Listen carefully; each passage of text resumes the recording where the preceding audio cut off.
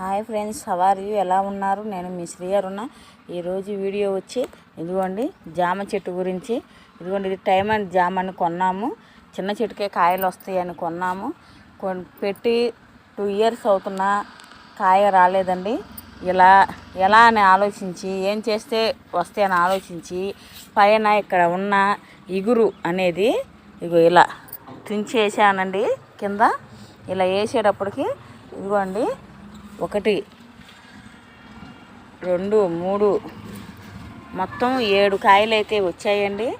ఇంకా 2 పూతలు ఇదిగో ఇలా ఉన్నాయండి. ఇలా వస్తున్నాయి. మళ్ళీ ఈరోజు కూడా ఇలా ఆకులు పైన ఉన్న ఇలా ఇగురంతా తుంచేస్తే కాయలు వస్తాయండి. ఈ వీడియో మీకు నచ్చినట్లయితే లైక్ చేయండి, షేర్ చేయండి, సబ్స్క్రైబ్ చేయండి. మరిన్ని మంచి మంచి వీడియోలతో మేము ముందుకు వస్తాం ఫ్రెండ్స్.